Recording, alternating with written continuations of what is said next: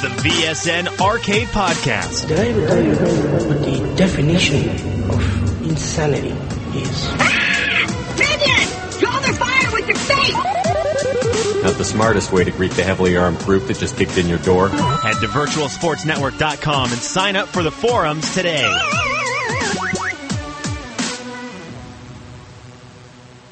Hey everybody, welcome back to another edition of VSN Arcade Radio, sponsored by virtualsportsnetwork.com. Sign up for the forums today. This is episode number 82 of a very special podcast. Last week we were talking about how bad VGX was. This week we are talking about the 2013 Game of the Year awards from us. Basically, we got the agenda going on all the way down until we get to Game of the Year. And what we look most forward to as far as Game of the Year and games of 2014. Subjects we got on the agenda today: best downloadable, best exclusive, biggest letdown, most underappreciated, best handheld title, best sports title, best character, and again, best game and Game of the Year.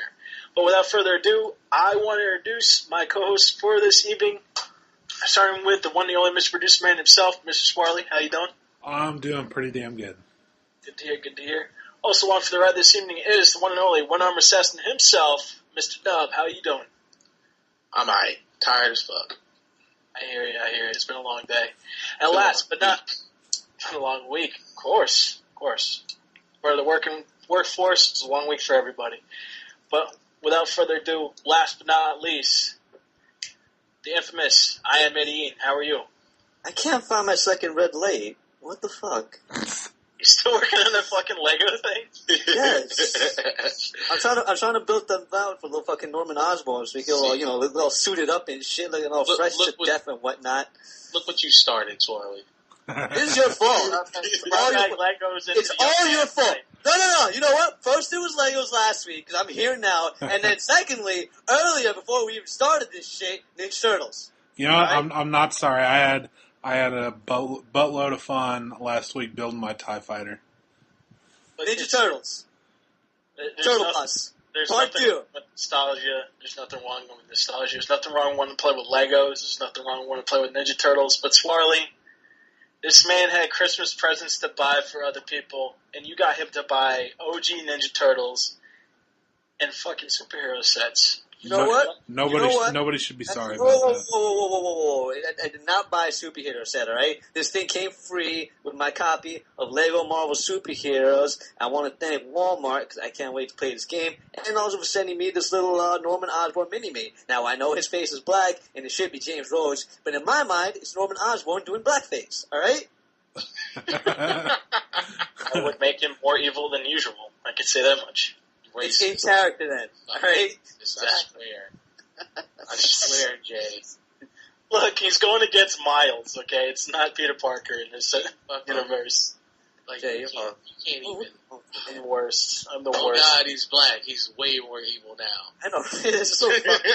Because he put blackface on his face. That makes him evil putting blackface on. Right. Of course. Right. Jay's always going to play the race guy. Everything else. Play the backpedal guy. You know what? Just when I think you couldn't raise the bar any lower after that monkey comment 2 weeks ago. You go and do this.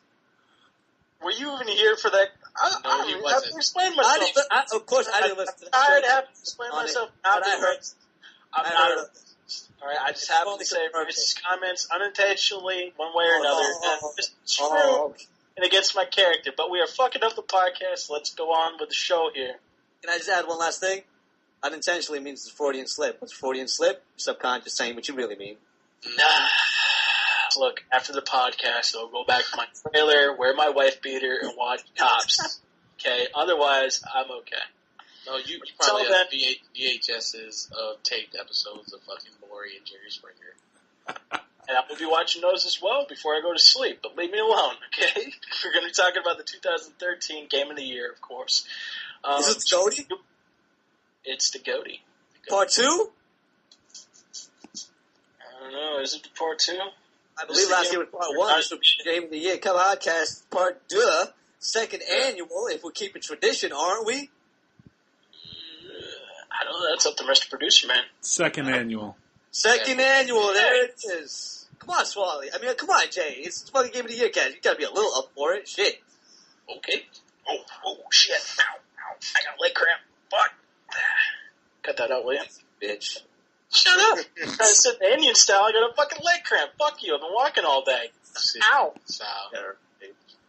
Eat dicks. Anyways, we're talking about 2013 Game of the Year episode. We're going to be talking about games we're playing recently. We're going to jump right into Swarley. Let's just go right in. All right, let's jump right into the agenda with the first topic on the list, best downloadable.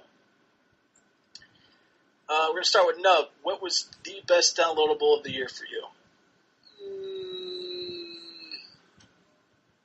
That's a good question. I can't even think of anything right now. What came out this year? No, Resogun. Resogun. There you go. I was not prepared for this. This caught me off guard. Don't pick me first. What's wrong with you? Jeez.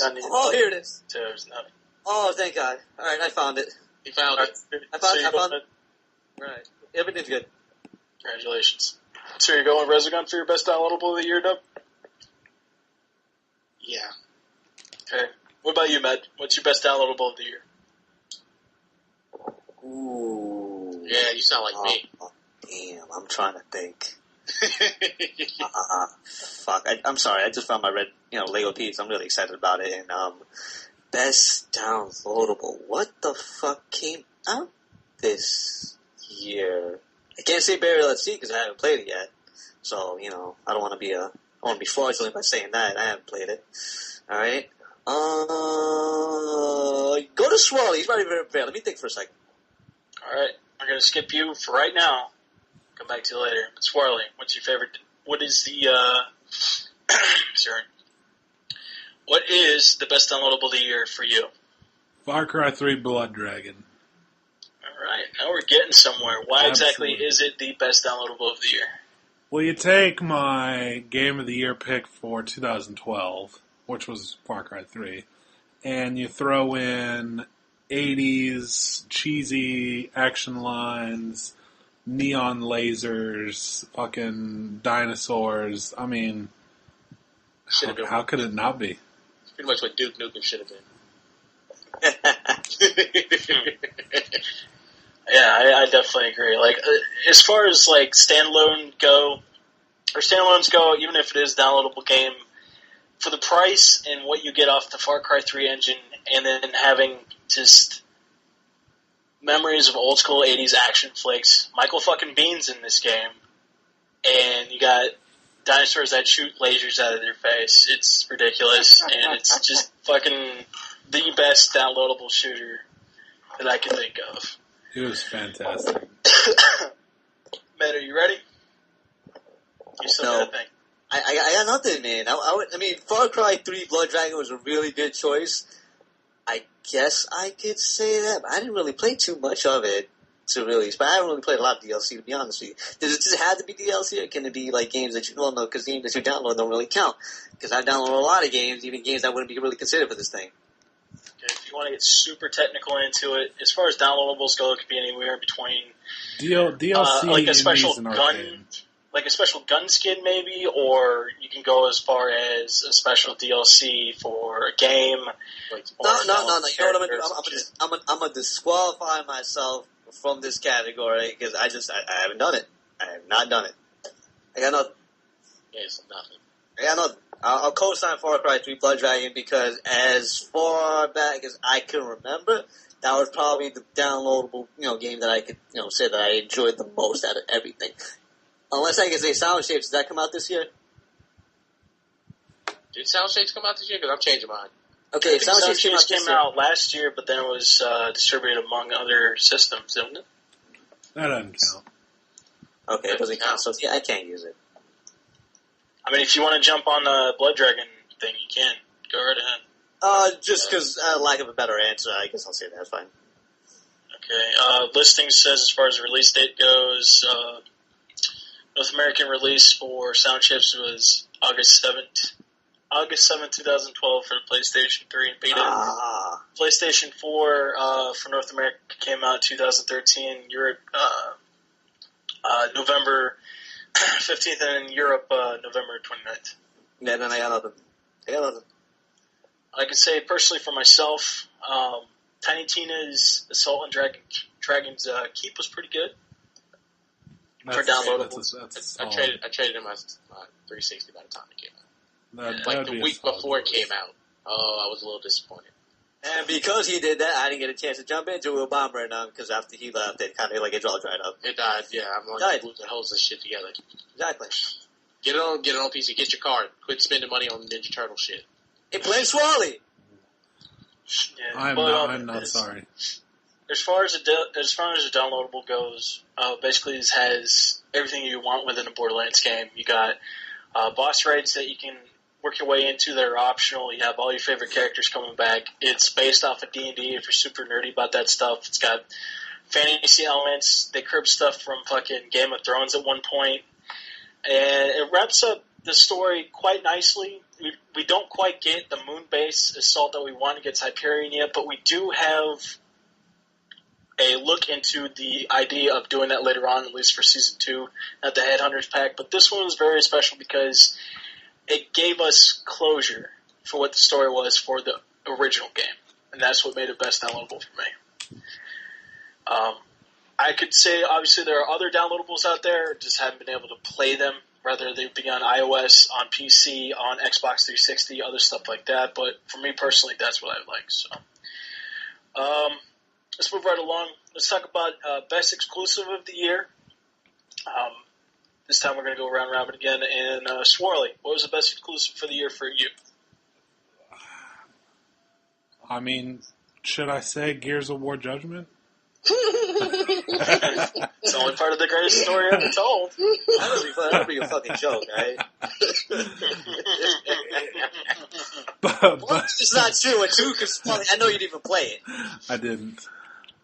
But in all seriousness, if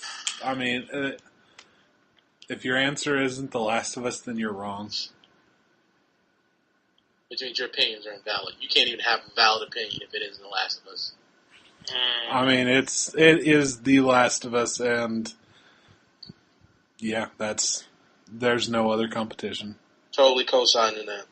What the fuck are these other pieces for? Madden's Lego games. Okay, so we got KNUBB and we got Swarley on The Last of Us. Med, what was the best exclusive of the year for you, as far as gaming goes? I didn't play any exclusives. Yeah, he didn't even finish The Last of Us. You fuck. I wouldn't name that game. What other exclusive came out that was just exclusive? I mean, I'm trying to think. Was Sly Cooper this year? Sly Cooper was this year. Gears. Okay, I really enjoyed that game. I didn't finish it. Gears was glorified DLC, so I'm not gonna. Was God of War this year or was that last year? PlayStation All-Stars Battle Royale. And that was last year. Was it Ascension was last year? No, Ascension was this year, but All-Stars Royale was in December of last year. Yeah. Oh, earlier than that. Count. It was earlier than that. It was in like October. Yeah. So what do you got? No, it don't count. And God of War Ascension it's the same thing as fucking Gears of War as far as I'm concerned. Glorified DLC, more the same shit. What came out for Xbox that was exclusive? We're talking about Xbox One to 360. Xbox is a whole brand. They had Forza 5, Dead Rising 3, Rise, God of War. I mean, God of War's on there. Gears of War. Coup. And the State of Decay arcade game. Alright, so nothing really. I got nothing. Why am I on this cast? Oh man, Jesus. Why am I on this cast? I have not been paying attention. I guess I'll say Sly Cooper then. I'll say Sly Cooper. Because I get a lot of love. It was kind of ignored. And I surprisingly enjoyed that game. I did not expect to like it. I'm here thinking it's like some little kiddie shit because I wasn't really a big Sly Cooper kid. And then like I play it and I'm like, oh shit, this game makes a genre that I'm not really into, and that's stealth. I'm not a big stealth guy. It made it fun. I dug it. I bought it. I'm going to play more of it. As of right now, since it wasn't exactly too many options to turn on the exclusive of the year, I'm going to say Sly Cooper. Just to be a little different. Give it some love. Was Sly 4 cross-buy or cross-play? Or was it both? It was cross-buy. Cross-play. It was both. It was both, actually. It was both, baby. Oh, another reason to love it. I definitely more on my Vita. Once I finally bust into the Sly collection, then I'll finally get it. I'm sorry, Swarley. Go ahead, Swarley. I apologize. I was just saying, once I finally bust into the Sly collection, I'll pick up Sly 4. Okay, I got my. I take that back. I love Sly Cooper. Definitely deserves honorable mention, and when we get underappreciated, I'm gonna give that some love. But I can't believe this slipped my mind. Best exclusive of the year, hands down, no fucking contest. Pokemon X and Y. There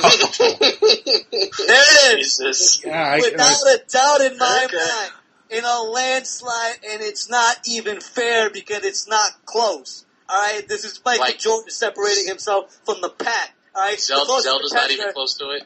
I'm sorry, I didn't play it yet. All right, but nah, there's for me, I got a bias. All right, I'll be the first to admit it. I got a bias. All right, somehow I think it's going to come up later on the list round. And it's everything else. All right, Zelda. I do want to play that. I haven't played it yet, so I can't really say something. I heard that's pretty damn good. I've heard good things. Very good. I put it this way. All right, Pokemon in 3D got me to buy a 3DS. Best decision I made outside of ordering a fucking Ninja Turtles fan again.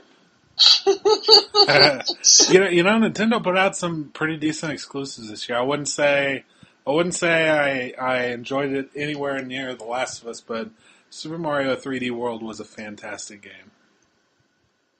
Cat Mario made that game what it is today. That is not a slight. That is a plus. That cat suit was fucking awesome. That was a blast.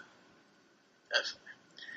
I can tell you as far as best exclusives go for myself. Sled Force pretty good. It deserves a lot of love. The same thing with the newest Ratchet and Clank game. I'm not going to call them both budgeted titles, but they have a lower price range, and they both have tastes of their certain genres and how they play it as. However, the best exclusive that I've actually played to completion, meaning I have not finished The Last of Us. Shame on me. I will go back and finish that later on. Yes, shame on you. Shame on you. I haven't finished it. No. Shame on you. That's surprising. You're rushing around getting the PS4. You haven't even finished one of the best games the PS3 ever had. You are the worst. Jay, you're formerly a PlayStation guy and firmly a Naughty Dog guy. This is very surprising to me. I was all about the Uncharted games. I got The Last of Us. I will go back and I will play it. Our clown shoes. This might feel certain portions of this podcast of me not finishing it, but the best game that I've beaten. No. This is beyond clown shoes. I mean, you're fucking do some it at this point, all right? That's your face. You're the worst. Best exclusive for me, I gotta say Resogun. Basically, it is the game that keeps me getting back to... It was the game that kept me coming back to playing on the PlayStation 4 before I started picking up other games like Assassin's Creed 4 and like Lego Marvel Superheroes. When I didn't want to play Contrast, when I didn't want to play Blacklight Retribution, when I didn't want to play anything else that they had free or for download on the PlayStation Store or PlayStation 4, I always went back to Resogun. It's a very fucking addictive shooter game. Still not touching it. I know. I'm very mad about that. Like you said before, with high scores, multiple ships that you can work with strategies, multiple difficulties you got to work your way through, and stuff that you can unlock later on. It's got co-op. Obviously, you can stream it with other people online.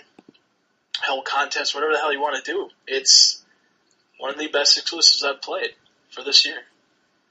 That's my pick. So, now let's talk about biggest letdown of the year. Matt, I'm looking at you. What was your biggest letdown of this year? I'm still building my fucking Lego, guys. Why are you putting me on the spot like this? Fucking Lego set. You know I'm not prepared, alright? Have you not figured this out yet? I am not prepared for this. You know what the biggest disappointment was? You as host, alright? How about that? Alright, fuck you, Jay. Wow. You like that. I'm kidding. I apologize. You know what? I apologize for that. That was over the line. Alright. Okay. I shouldn't have said that. There might have been some truth to it, a lot of truth to it, but I shouldn't have said it. Give me some of your biggest letdown of the year. What do you got? Biggest letdown of the year?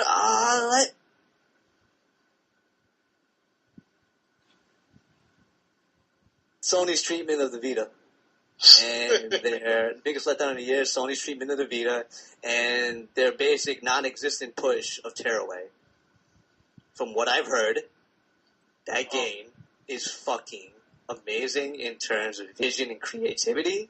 And the fact that, a month after the release, they're selling it for $17, just trying to give it away, with no commercial push for it at all, is just kind of sad when this is basically your one of two exclusive that you have on this fucking dying system.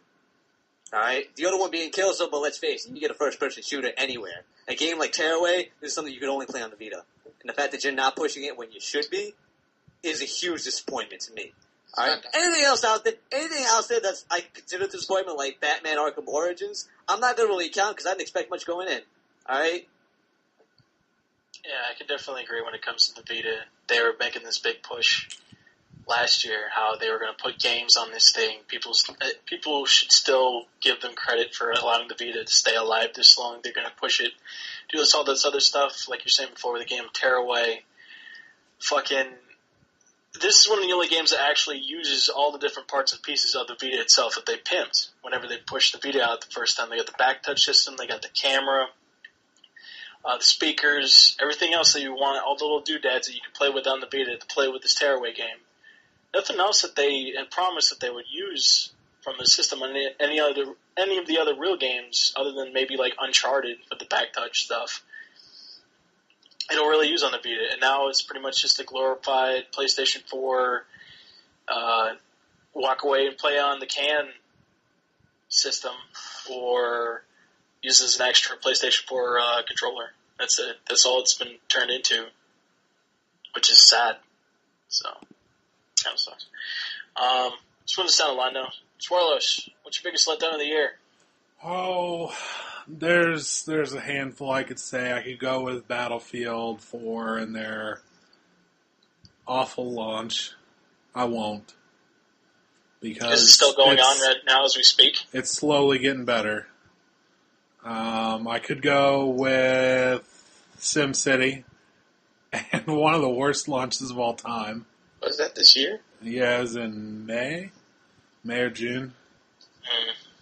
And that was just bad. But I won't go with that either.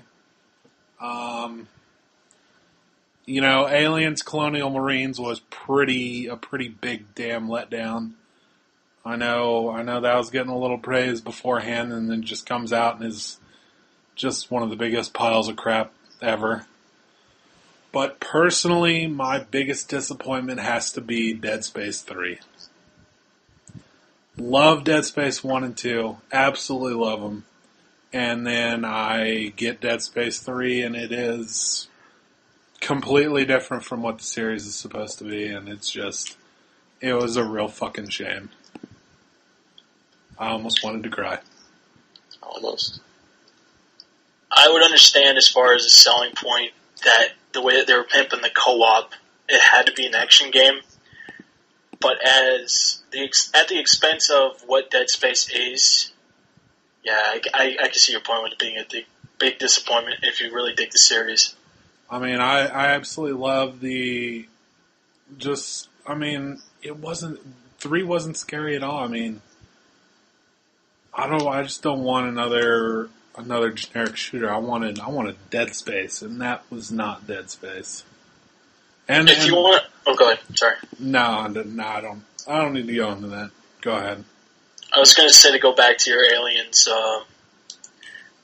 example. If you can treat Dead Space and Dead Space 2 within like the Alien saga, like it feels like Alien. When you play Aliens, or when you play Dead Space 3, it feels like Aliens Resurrection. There's no real boogeyman scares in that. It's just a lot of everybody's going to get picked off until the end game where it's just you versus the final monster. And that's it. There's nothing really big scary about it. Even when you're playing as the secondary character and him flipping out as you're going throughout the levels, him being affected by the marker, him seeing all this weird shit. It's nothing scary. It's just a lot of shit that's very annoying, repetitive, and you just want to keep on going throughout the story, but you can't because you get stuck at certain parts.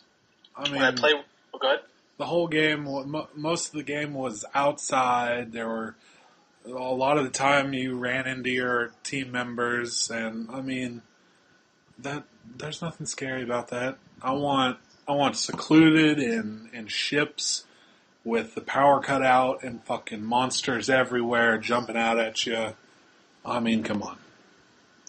What's really weird is that fucked up shit for the sake of fucked up shit. What's really weird is that it should be very scary to be out in the cold blackness of space. How, like, there's no air, and, like, I know they had the timed canisters that you can build your way up as you play along with the game. Had more and more air for your characters to where you can practically stay out in outer space as long as you want. That should be a scary moment for you. And yet they treat it as you going from point to point, and it's not really scary at all. Your character's been through this stuff, and I understand that, but still, like, as the player, when you get stuck out there, and you have no idea where you're supposed to go, that should frighten the fuck out of you. But it doesn't. So, I don't know. One more, Nub. What was your biggest letdown of the year? God of War Ascension. I think I might just be burnt down on it, but it just didn't do much for me. And I was really excited for it. Yeah, I'm all for backstories, but when they kept on pushing back and back and back and back as far as flashbacks, because in 3 they were just like, okay, well, Kratos is dead, Kratos isn't dead. Right. And this is just like, okay, well, they had that annoying thing like with Gears of War, Judgment. Where it's like, all these characters are either dead or not dead. It's like, well, if we go back in time, they're not dead, technically, so we can continue on and keep adding on parts and pieces of the story beforehand, before even the first game. Well, when you have updated graphics and updated engine, you can build more and more. It's just making the other games look like shit. So, I don't know. I do agree with you. I really wish that game was great after seeing how fucking awesome God of War 3 was. And now I'm hearing that they're making another one, hopefully. And hopefully it'll be good. Another one. I hope it's a good one. Because if God of War 4 fails, then other than making baseball games, I don't know what Sony Santa Monica is going to be doing. I'm sure they'll think of something. They'd come with some of that hotness. But no, you didn't even like the multiplayer? I thought you got into that for a little bit. Oh, the multiplayer was fun. I mean, but just the whole package. I mean, I'm going to play God of War for the single player. Multiplayer is just a little something extra. Mm-hmm. And I mean, I didn't play it long. I played it for maybe 2 months. Yeah, I mean, I saw you in the beta before. Right. I whooped the ass once. Yeah, but you died like 20 times. Don't. No, you died, didn't. Don't even say that. That's not what happened. I killed you, and then you killed me. And then I killed you again, and again, and again. We were even, Steven. You killed me, and then I killed you, and then you killed me back, and I killed you. And we were talking shit on Twitter the whole time. Then I put a spear in your face. Yeah, and then I fucking ripped your head off, and then beat you with your own arm. It was just... It went back and forth like that. And the funny thing was, you've been playing longer than me. You had magic and shit. I didn't even have magic, and I'm doing this shit, alright? So you can only imagine. But the point is, after the beta, I never saw you on that again. During the beta, I went to go play death matches instead of teams, which was a lot more fun. That you can have those moments in a game like that and still be let down says a lot about the game itself. By the way, MLB is Sony San Diego. Yeah, that's right. Not Santa Monica. Okay, San Diego. Sorry. No, you know what it was for me? It just seemed like they were playing it safe. Like, anytime you do a prequel like that, it seems like you're just playing it safe. Alright? If you're doing a prequel, it's what happened before. It's like you can't really fuck things up with it. So you can't really do too many, challenging things with it. And this is that's like going from... But in the same note, we did get the Star Wars prequels, and 1 was was terrible, 2 was all right, and 3 you just couldn't fuck it up because you only had one direction to go. 3 had a lot of unintentionally hilarious moments in it, which is what made the movie. Sure. It was just, oh my god, it was almost like a half comedy, to be honest with you.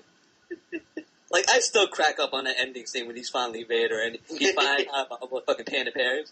No! I was dying. You should have known I was coming a mile away, though. But like, the way he said it, like, oh.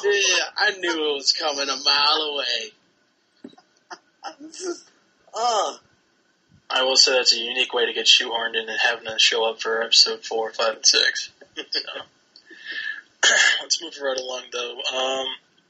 Most underappreciated. Because my biggest letdown, very simply, is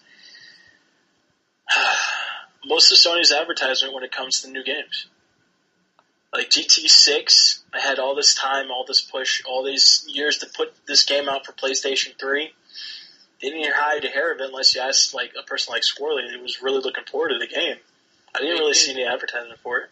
They did just put out a new system, and I've been seeing a lot of PS4. Yeah, you could still advertise for it. Like, I understand that you want everybody's focus and mindshare to be on the PlayStation 4, but you got shit like GT6. Yeah, the brand new Ratchet & Clank game that came out the day the fucking system came out. I know.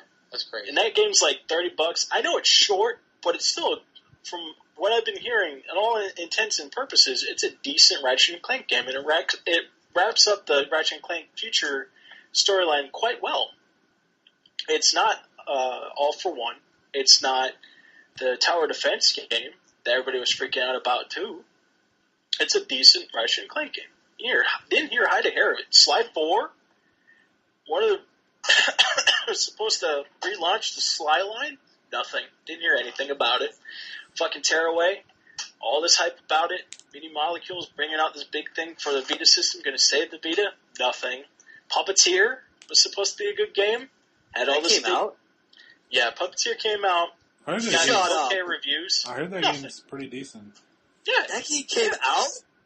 It's a decent game, but you didn't hear hide or hair of it. Nothing. Okay, I didn't hear hide or hair of that. Definitely, I'll give you that. Holy shit, I had no idea that game even came out. Beyond Two Souls. Beyond Two Souls, yeah. I mean, they put a lot of talk about. Oh, we have Ellen Page in there. We have Willem Dafoe in there, and Kadeem Hardison was in there too. Those are the 3 names that I know of in the game. And they were supposed to be like this big epic storyline that turned into a bunch of QuickTime events, which is understandable because that was what Heavy Rain was. Where you get away with David Cage, but still, you could have put more ads behind it. Something, some advertisement. You're supposed to pimp these games out, Sony. You're not doing it. But, that was the biggest letdown for me. But we're going to go on to most underappreciated of the year. Swarley, what do you feel was most underappreciated when it came to gaming this year? Most underappreciated. Man, that's a tough one for me. You know, trying to think back to spring. Hopefully I don't leave anything out. I want to say Gran Turismo 6 because it is a very good game. And coming off of GT5, which isn't that the biggest selling PS3 title? Yeah. Which was that was an okay game, and this game just blows out of the water, and it's not selling well. But I think I'm going to go with Splinter Cell Blacklist. I think with all of the fall games, that game just kind of has fallen by the wayside. Nobody really remembers it, and I really love that game. Yeah, I can definitely hear you when it comes to games like Splinter Cell. Because wasn't that game supposed to be like the answer to everybody asking, okay, where's Rainbow Six Patriots? And they're like, well, this is a Tom Clancy game, and it's got Sam Fisher. You guys should be happy, right? I mean, the big thing was, I know, unfortunately, Conviction reviewed fairly decently, which was a shame because it was completely different from the rest of the series, and it was more of just a regular shooter game. And this game was a lot more like the previous games with stealth and whatnot, and it's definitely a top 5 game of the year for me. And I mean, it only came out 3 or 4 months ago, and you don't hear anybody talking about it anymore. Yeah, what's really weird is that they were touting it as a return to form, like you're saying before, how Conviction was not what everybody expected, even with good reviews. And this was basically like, well, we technically didn't fail with conviction, but we want to get back to our quote-unquote roots. Even the multiplayer with Spies versus Mercs, people thought that was all right for when they were playing it. So they're just basically like, we kind of stumbled, but look how awesome this game was. I mean, luckily, I think it did well enough that we'll still get more. But, oh yeah, definitely. But it's just a shame that just a few months later, when we've got a few more games coming out, that everybody's just forgotten about it. Well, hopefully it's not as forgotten as what the recent Ghost Recon game. Was it Future Soldier? That game was so fucking awesome. Yeah, did it come out this year or did it come out last year? Oh, it was last year. Yeah, like a lot of the good elements, like the HUD displays, like you would see in Blacklist, like you would see like location designs, stuff like that. That stuff was from the Ghost game. Yeah, that game was great. Definitely did not get the respect it deserved.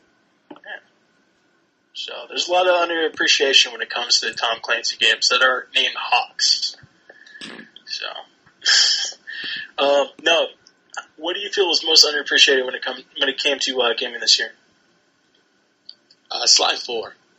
That's a good choice. Yeah, good Sly choice. 4 just got looked over all the way around because people were just anticipating Last of Us coming out. And it came out, a month later? A month or two later? So it just, Sly 4 for a month and then off to the back burner because Last of Us came out. It's really weird when it comes to Sly as far as how many mascots that Sony has come up with throughout the years since they gotten past Crash Bandicoot. You got Ratchet and Clank, you got Jak and Daxter. And then Sly comes back and he's got his usual crew and cast of characters behind him. Yet people can't understand that Sly was decent. Like before Nathan Drake, there was Sly. Right. And yet everybody's like, it's cool, but Sly's alright. He's not great. I mean, Sly is pretty fucking great. People never understood that shit. Like even when they got all three of his original games in with the Sly Cooper collection before Sly 4, like I don't know if many people bought that at all. I did. I have it. I did too. Although Jay bought it for me last year for Secret Santa. Man, you have really good Secret Santas. Oh, I know. Yeah, Jay bought me the Sly collection and Grandma's Boy last year. I remember that. I've had 2 great years. I can't say I haven't had a good year. I got a 360 once. And Thomas gave me as an admin gift last year Astro A50s.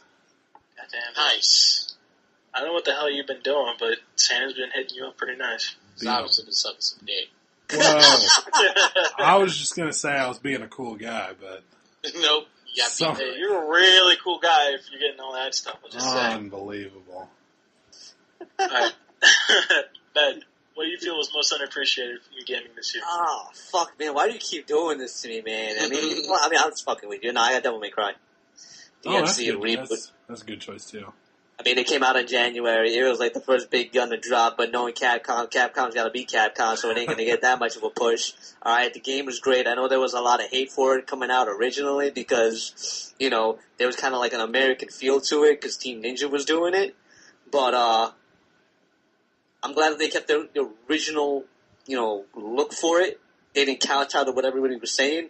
They had their vision. They stuck to it. The mechanics were still there. Alright? So it's just a new look for them, and at the end it all comes full circle anyway. If y'all played the game, you know what I'm fucking talking about. Also, if I would have played the DLC, I probably would have included it, but I haven't gotten to it. Because again, overlooked game. Alright? I played through the main story. Fun as fuck. The mechanics are fucking there. Alright? I can play that game at any point in my life, alright? I could fucking be sitting down for like a half hour getting some Devil May Cry. Why? Because the game's that fun. Story ain't gonna do real shit for you. I'm gonna be honest. Story ain't the main part. But the mechanics are always there, alright? That's why I got Devil May Cry as most overlooked. Oh, go play that shit too. Yeah, I was listening to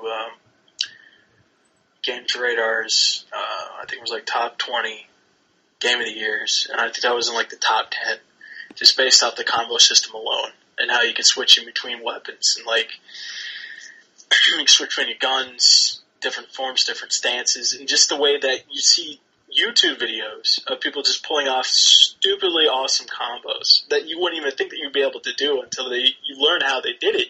And you do it on your own, and you just see how intricate the system was as far as the combat was concerned in the game. Absolutely, and not only that, but just the level design and shit. The vision that they have for that fucking game, the way they take it from Japanese roots and they just put their own spin on it, like the whole thing feels like a fucking oil painting. It's just like they take it to such different places where Devil May Cry really hadn't gone before, where you would never really think to see Dante at, and they just flip it on its head, and it just fucking works. Yeah, like what else did I hear about in the review? The difficulty system, how you can work your way up to Dante Must Die mode. A lot of the time in like previous games, maybe in a series, how it just felt like a lot of enemies were arbitrarily added to the arenas. Maybe they're given more hit points, maybe they're just harder enemies.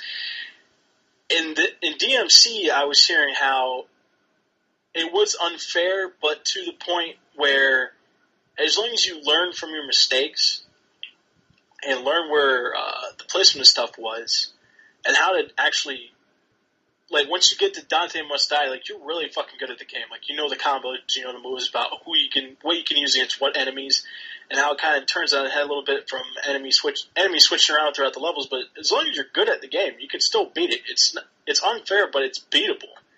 In other previous games, like, hell, cheapest stuff that you'd see online on PC games, like, I Want to Be the Guy. That shit's, like, unfair to the point of breaking keyboards. I know that you know a lot about breaking keyboards, man. Fuck you. So to have a game like DMC do this stuff just gives you that sense of accomplishment that once you beat Dante Must Die mode, you're really fucking good at the game. And you want to put videos on YouTube and show other people how to do that. That's awesome. It's very underappreciated in the gaming these days, where a lot of people just stream and get no real substance out of it. So, if I would say something about most underappreciated, it would probably be the way Microsoft handled the Xbox One at E3. And how that was underappreciated? I will say this, that a lot of the money that the PlayStation 4 is banking from selling system after system after system after system originally stemmed from Microsoft saying and doing every single thing under the sun imaginable that would utterly sink smaller companies or smaller systems, and managed to pimp out the PlayStation 4 to the point that PlayStation 4 only had to say a couple words during their presentation, and everybody's rah, PlayStation 4, we want this system first. We're pre-ordering now during E3 when this thing is almost going to be put on the assembly line. Beforehand, it was still more people with Microsoft. This is like the early tipping point towards PlayStation 4. Like, you'll still hear stuff about this, but not to the point where, like, maybe Sony should be thanking Microsoft for fucking up that hard, backtracking the way that they have been doing, trying to sell their system as well. So I feel it's underappreciated. But let's move right along. Now, Med, I know you're talking about Pokemon X and Y. Is that still... Could you say that's your best handheld title of the year? What else is there? Oh, wait, no, there's Zelda. I didn't play Zelda. I can't really say that. Zelda's on the to-do list. Look, there's a lot of games I really want to play with this 3DS because the 3DS is very well supported. It has a quality game library. And you can't say that about a lot of other handhelds, right? I just want to put that out there. But Pokemon Y, without a doubt, absolutely. All right, put it this way. I'm full in on Pokemon, all right? I don't give a fuck, all right? I know I'm not being consistent, but I'll be the first one to call myself out on it, all right? Pokemon is introducing a new banking system, all right? Which normally, if it was any other game, I would say it's bullshit, all right? They only give you one free legendary Pokemon for signing up. It's $5. Have as many fucking Pokemon as you want, all right? I'm all in on this. Why? Because I'm a Pokemon guy, all right? So yes, Nintendo, take my fucking money because Pokemon is the handheld game of the motherfucking year. So glad you're adamant about it. I mean, have you seen my 3D XL? Alright, it's fucking sexy as fuck. Why? Because it's Pokemon-centric. I wouldn't say it's a bad thing. I dig Pokemon, to a point. So, it's all good. Dub, what's the best handheld title of the year for you? I'm pretty sure it's Soul Sacrifice on the Vita. That's also a pretty underappreciated game if you haven't played it. That game is legit. Okay. Do you have any other qualifiers as to why it would be the best handheld title of the year? Oh, because it's something that you can totally just lose yourself in. Like, yes, there's a story behind it. I truly did not understand the story, but I had so much fun beating the shit out of giant monsters. Would you say in comparison to a game like Monster Hunter, would it be up there in that league?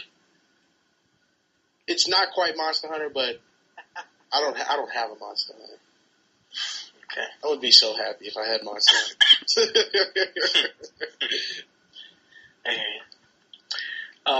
Swarley, what is the best handheld title of the year for you? You know, I've not played a lot of handheld stuff this year. I'm sure if I had a 3DS, I would definitely be picking either A Link Between Worlds or Pokemon X and Y. I haven't played them, so I can't really give it to them. I haven't even really started in on Blackgate either. You know, I mean, the only thing I can really go with is Killzone Mercenary, because I remember having so much fun in the multiplayer beta. I mean, I know Nub played with me. I did. That was fun. That was fun. I mean, it was. I mean, it felt like you were just playing a regular game. It was great. It was very impressive. Very impressive. Very cool. Very cool. I myself probably will have to disqualify my personal vote when it comes to best handheld. No, Jake. Come on, Jay. Show some love to Dragon's Crown. Now, technically, it doesn't count, but it kind of does. I didn't play any handhelds. I didn't play any handheld systems this year. It was all based off the console.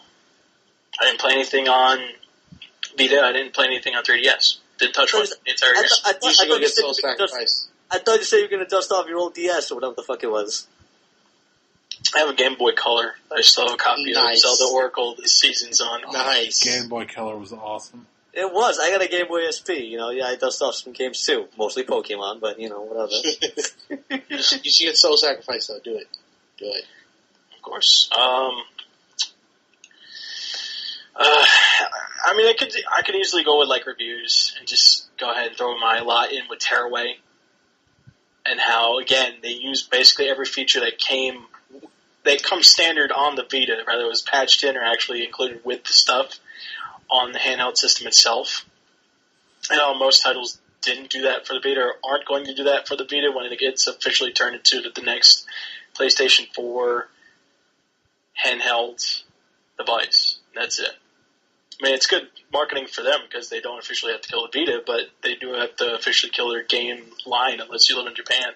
Even then, they're still playing off their fucking PSPs and everything else before that.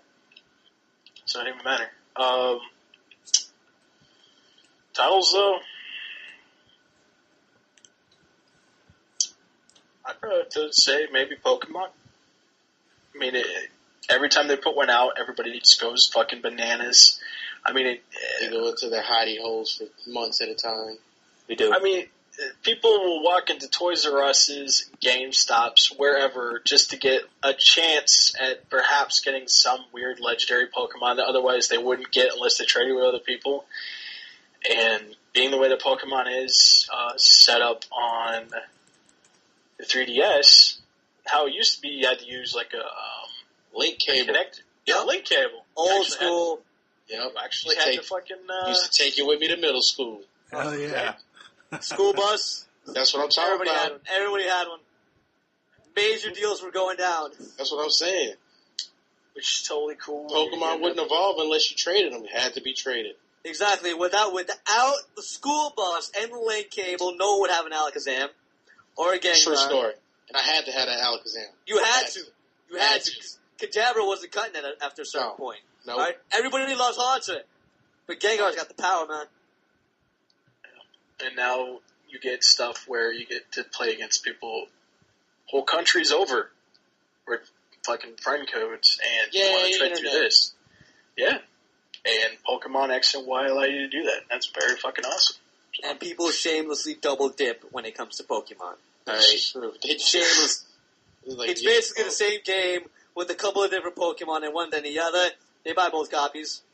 No shame in it whatsoever. Gotta have them all. You gotta have them. Yeah. You gotta have them all. Matt, are you going to get the other one? Of course I am. He's a Pokey whore, and he knows it. I am, absolutely. I have to have that dark skin Charizard. No shame. No shame I at all. gotta have them both. I have to have them both. Okay. Swallows, you're getting this soon, right? Man, I want it so bad. There's part of me that just wants to take my GameStop shopping cart, delete it all, and on the 26th just get a 3DS XL and Pokemon. Swarley. I will hook you up with Pokemon if you need it, alright? You hear that? You get the hook up with Pokemon. I will you jump right in the pool with him. Alright? You need an Abra to start off with, I got you. Alright? I mean, it's going to come down to a game day decision when I go out on the 26th for shopping. I mean, my computer's filling up with Pokemon, alright? I'm gonna need that fucking bank code anyways, alright? I'm offering it to you, alright? Alright. I need a Gengar too. I need an Alakazam again, alright? They only evolve through trade. I'm just saying, I don't trust these motherfuckers on the internet. Swally's good. Swally buys porn. I trust him, alright? A lot of trust involved with that. But yeah, let's move right along to the best sports title of this year. Med, best sports title of the year for you. NBA 2K, it ain't even close. Just shut it down right now. It's NBA 2K. Just stop. It's I'm NBA 2K. not going to say I disagree, but there is something that is close. It's NBA 2K. They could release the same fucking game with fucking roster updates at this point, and it's good. Alright, I know. Again, just going against what I usually say, but sports games are a different breed. Alright? There's a game out there that is Alright, I'm just saying. just No. as good. Not for me. It's NBA 2K and it's everything else in terms of sports games, right? There's nothing like the NBA. There's nothing like the NBA Sonics for life. Move it along. Sonic, you did. Fuck you. Oh, shit. Aren't you on the East Coast? Why do you even give a shit about the Sonics? Dude, when I was growing up, NBA Jam, that was it. Fuck the Sonics. Kemp and Peyton in NBA Jam were unstoppable. Unfucking stoppable. I'm starting to think Med might be one of Sean Kemp's illegitimate children. That's why I he wish Sonic I so was. much. I wish I was. You'd Alright? probably be so much taller. I'd be dunking in and everything, alright? Of course, then I'd have a coke habit, but, you know. Hey, you know. I'm going to take some of the good with the bad. I'm just saying. Yeah, that's what I'm saying. Some things are hereditary, and you might just end up like that. Sorry for those out there who have coke habit or lost with a coke habit. No, you cut that shit. Great, we just lost half our audience. Nice. Len Bias fans, sorry. Yeah, I'm throwing it out there too. So, no, what is the other sports game of the year since we are talking about NBA 2K? It's between 2K and MLB The Show. There we go. It is no doubt, and I'm not even a baseball fan. I don't even like the MLB. I prefer watching college baseball, but MLB The Show is something. It's as close as you're gonna get to the real thing. Like as far as simulation is concerned, 2K does a good job of this, and shit still going on there. Like I was playing earlier today, and I went 17 for 20 from three point in the game on 10-minute quarters. It just doesn't happen like that. But the show is, it's almost, like I can't even really describe it because, like, what you see on TV is what happens in that game. Like, the amount of, as the graphically, the game is crazy and it's about to get crazier with the PS4. The animations, the strategy involved. With just playing the game. The show is my sports game of the year. And FIFA. Let us not forget FIFA. I don't care if you don't like soccer. FIFA is the best-selling game in the world. FIFA will definitely get a special mention if none of us actually put our hand forth as far as FIFA is concerned. Like you're saying before, basically because some people might buy Madden.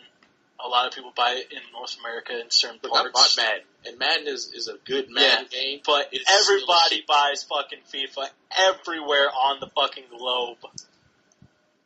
That's why it's great. Everybody digs that fucking game.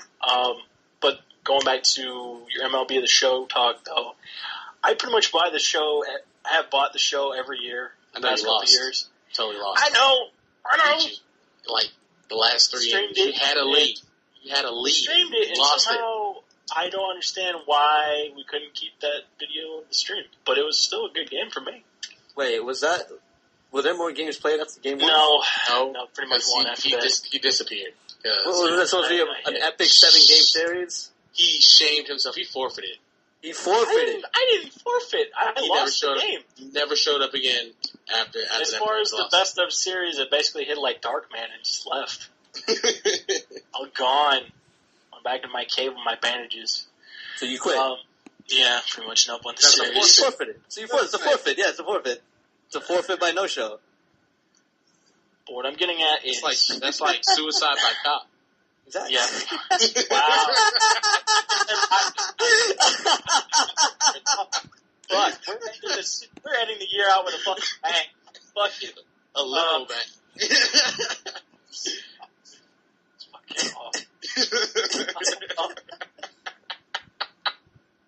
But yeah, when it comes to games like the show, especially like stuff like presentation, I mean, we hear stuff like how MLB 2K has slightly better presentation depending on what you consider the announcers, but they're working on that when it comes to the show. It's not just putting out roster update after roster update. There's always some little tweak, rather if it's making stadiums look better, making players look better, uniforms look better. If somebody has something as simple as switching out a pair of Ray-Bans, they do that shit in roster updates. Swarley, don't they do up-to-date throughout the year as far as stats go for online updates and stuff? Yeah. Like it's going through Dynasty mode, things like that? They usually do. I mean, I don't go off of Sony San Diego's rosters because I like to download the ones over at the site that we used to not mention. Can we mention them now? I don't know. They haven't come up in like a long time. But they put out minor league rosters, and I like having my minor leaguers have names. So, but yeah, they do.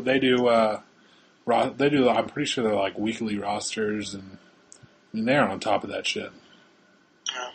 Just knowing that you have the option like that to put those rosters into the game is something special when it comes to a baseball game. Because a lot of people like yourself, and a lot of folks on virtualsportsnetwork.com sign up for the forums today. A lot of folks are really into baseball, and they really like the up-to-date stuff when it comes to stats, when it comes to rosters, when it comes to whether somebody bats left or righty this week, or who's out and who's going to be up as far as bullpen is concerned. The show usually has it down to a fucking T. That's very good when it comes to sports title, because usually you could put out a fucking cookie-cutter game like Madden was a couple of years before they switched up to next-gen. I mean, yeah, they put some extra bells and whistles when it came to doing franchise mode and stuff like that, but it wasn't really taking that next step. MLB The Show always feels like it's taking steps towards making the perfect baseball game. And now that we're getting into next gen, and you're seeing all the stuff like I said before with next gen graphics and what they can do later on, there's a lot of hope for the future. And I don't know exactly what 2K is going to do with the MLB series. Have they stopped doing that, or have they announced that they're going to do anything for next gen? Anything? It's done. Their license, their exclusive third-party license, ran out in 2012, and just so 360 could have one last baseball game, they did like a little 1-year deal, and it was basically just a roster update. Damn. So yeah, unless EA puts their foot back in the ring and brings MVP back, there's nothing. I know that EA has the Japan League baseball, but obviously it's not coming over here in the States unless you import it. So yeah, basically Sony has their thumb on baseball. Of course, that's a good thing because they're actually doing stuff with it. So yeah, I guess that'll be my vote as far as sports styles are concerned. Swarley, you agree, or do you have anything else? Yeah, I mean, I didn't really throw my hat into the sports ring this year. I did get to play NHL because we got a review copy. That was good. Free sports games, thank you.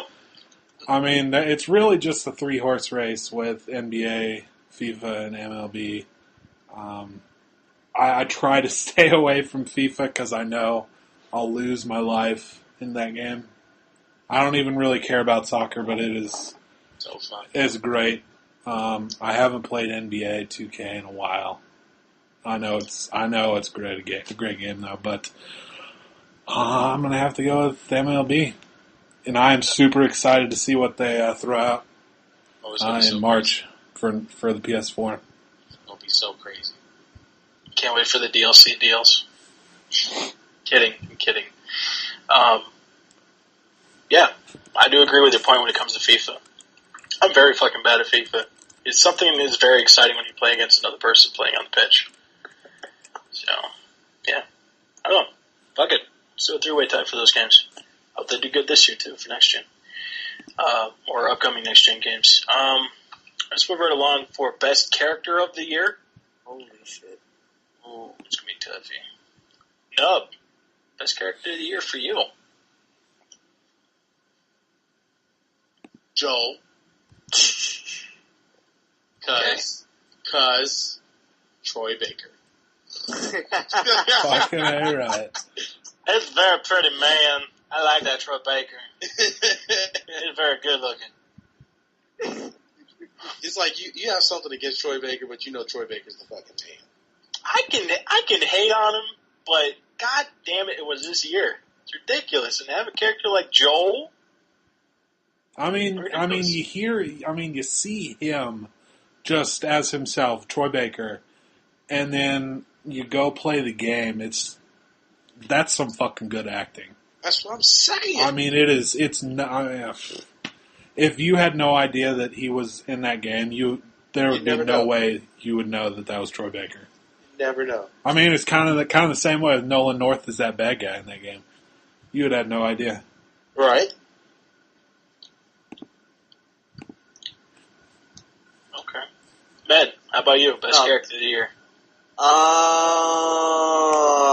Crap. I already know what you're gonna say. What? Just say it. No, tell me. I'm curious. Songbird. Damn it. Nub knows me really well. Fucking ringtone. Jesus Christ. I swear, I thought you were going to say Booker. I really did, Nub. I thought you were going to say Booker. Because Booker's like the easy answer. And it's also, like completely wrong. And also Troy Baker. No, but it's totally wrong though. Like Booker's basically a supporting character. Like he'd be like 4th place after that whole thing. Like first it's Songbird, it's Lizzie, and then it's Comstock,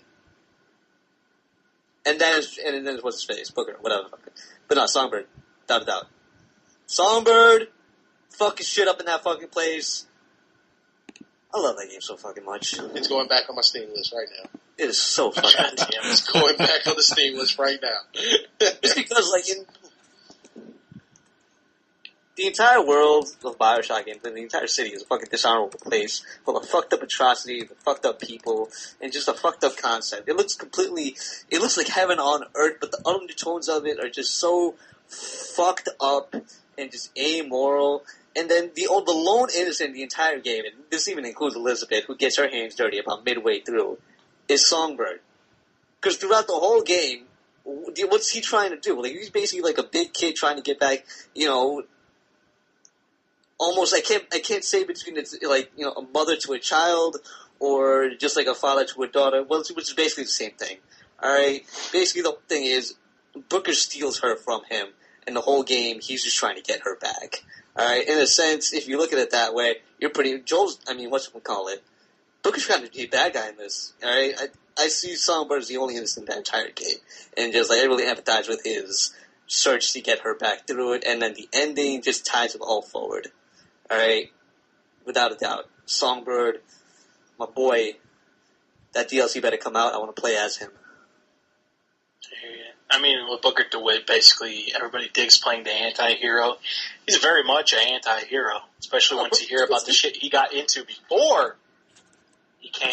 He's a gigantic piece of shit, and in a sense, it kind of humanizes him. All right, like I get it, I understand it, I know what he's doing. You know what you do right from the get-go. This is a job to him. All right, throughout the way, he tries to redeem himself a little bit. He's not all bad, apparently. You know what I mean? He ain't all good. He's a shade of gray. All right? But Songbird is it. Okay. Swarlos, best character of the year for you. Man, there's some good ones. It's tough to not go with... Shit, I just completely brain farted. He derped when he hurt. Come on, buddy. I know you got it in you.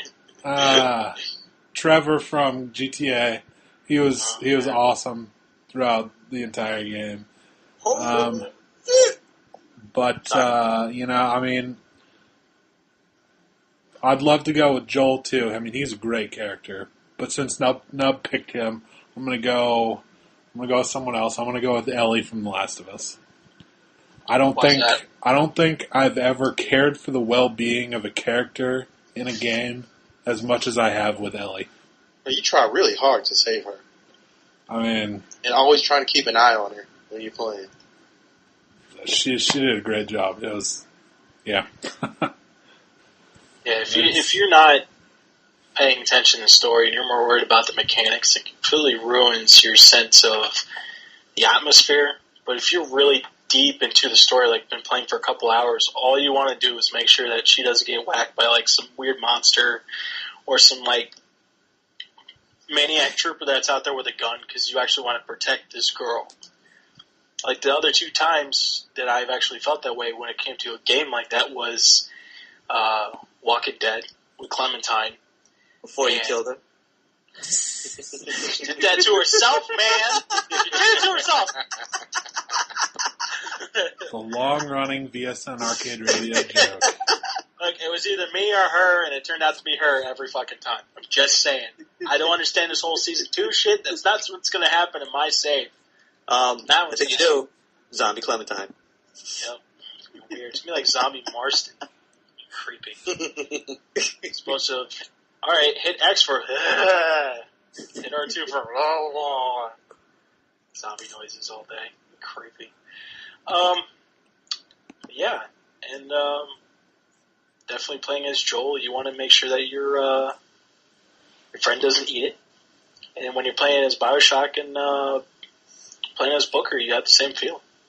I mean, after losing Joel's girl at the beginning of the last, you immediately fell. You can't. That fucking killed me. You can't. You just can't go. Minutes. I mean, you can't go through that again. Wait. What? The prologue.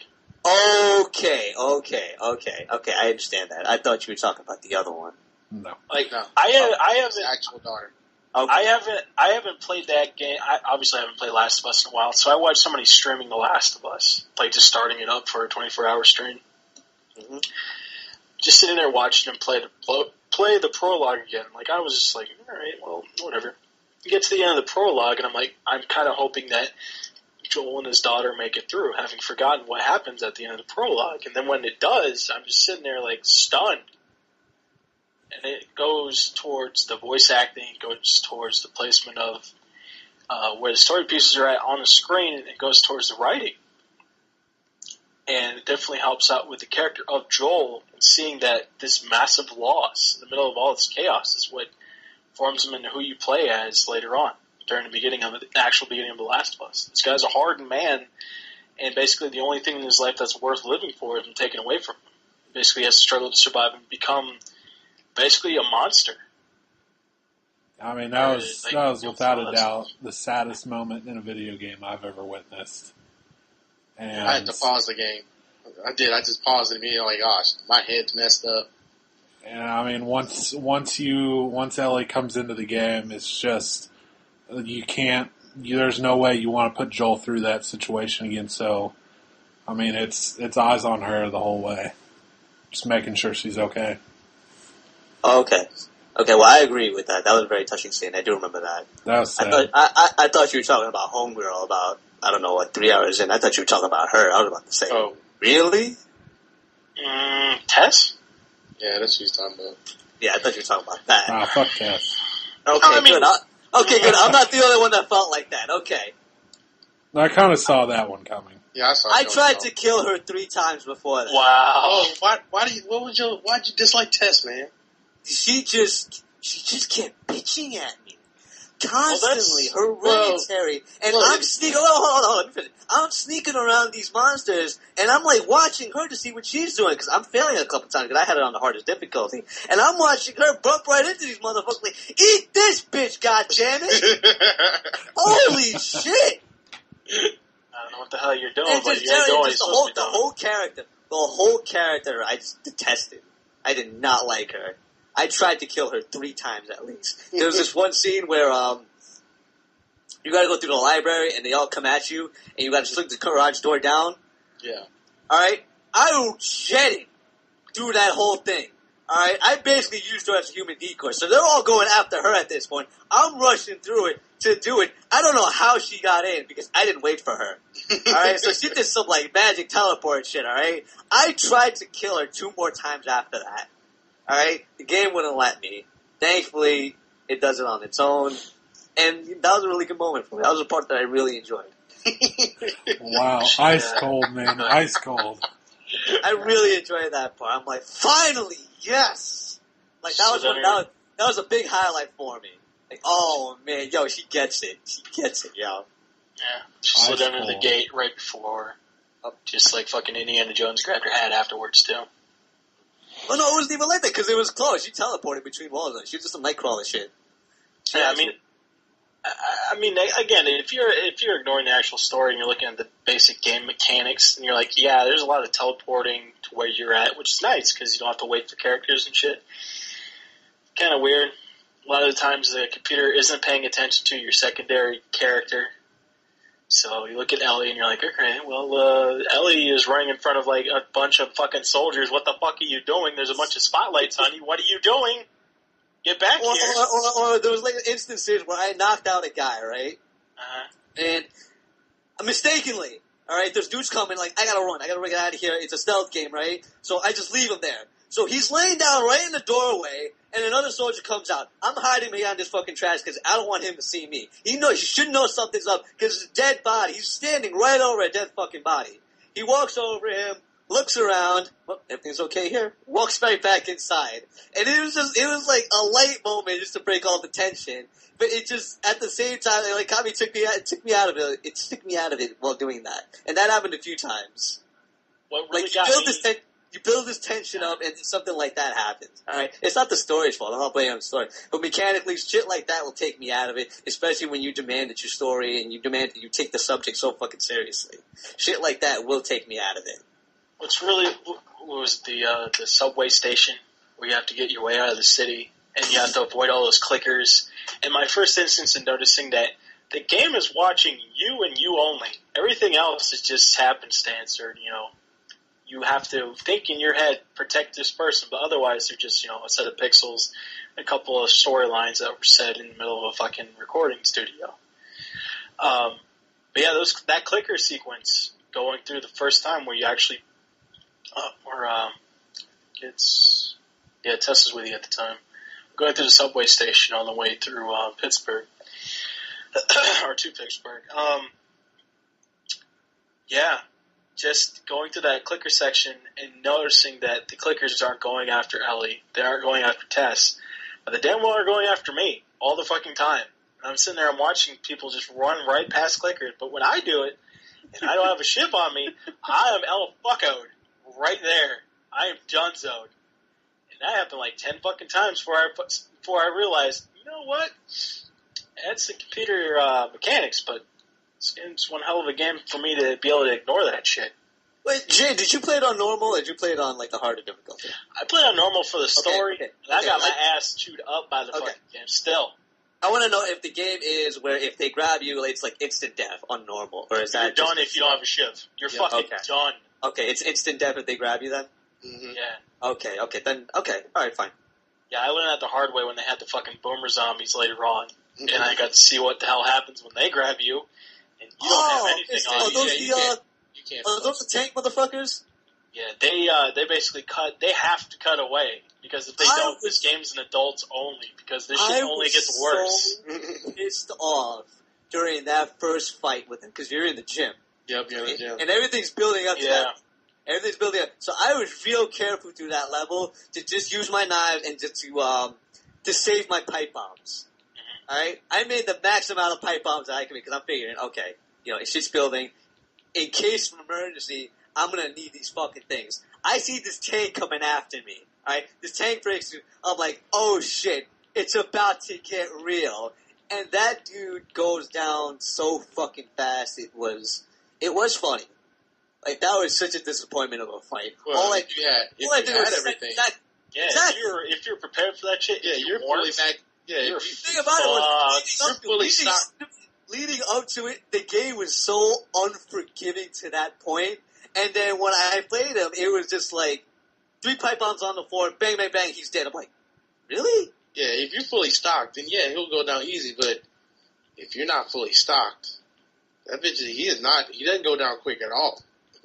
Yeah, I thought he was going to laugh those things out. I'm like, okay, I got 3 of these. I got 2 shivs on me. All right, I shoot, and I got a little bit of medical. All right, I might make it out of here. Thinking I don't even have enough to fight this motherfucker because the way the game's been before. And then just for him, I was just like, all right, there's something else coming, because I know it wasn't that easy. Yeah, I walked in that room. And it was. I walked to that room ill-equipped, and it turned into the ending of the fucking original Day of the Dead. My head was getting squeezed, my brain was coming out, and all I could hear was screaming, and then the shit went to black 3 or 4 times before I figured out that fucking end of that sequence. I got it, though. Very rewarding. I was just shaking my fan, like, man, bring another tank at me. Like, come on now. There's 2 in the room, you're fucked. Don't just act all fucking about that shit. If there's more than one, I'll let you know. You end up having to go through a hospital. You get separated, you have to go through a hospital. And, you don't want to. Let's just say that. There's stuff later on where you, turn on a generator and, water... That's exactly what I'm talking about. I turned that generator on the first time thinking, something great will happen. No! Everybody hears you and you are just done. And I'm sitting there like, what? Oh, God. There's 50 of these fucking things. I got 2 shotgun shells and I'm just dead. Yeah, you're dead. Oh my God, I wouldn't even use that fucking thing, figuring something bigger is going to come at me. I would go out of my way to hoard shotgun shells and not use that gun. Seriously, I'm trying to shoot motherfuckers with an arrow, 1 shot, take it out, reuse it. That's exactly what I did. Even though I didn't like using the arrow, I would prefer to use a shotgun, because the shotgun in that game is awesome. All right, the arrow, I kind of prefer the Tomb Raider, to be honest with you. It's like playing a video game and saving the rocket launcher for that one boss battle, but you exactly. Because the whole thing is you got to be a hoarder in that game. All right, that's the whole theme of it, isn't it? It's one of the main themes in it. All right, you're scavenging for everything. Exactly, you're scavenging for everything. All right. Meanwhile, Ellie over there's got the unbreakable blade, but let's not get into that. No. She got the adamantium blade, so That part. It's really weird that a bunch of people own a lot of pairs of scissors throughout the world. Nothing else. That was the thing that people left behind. But duct tape!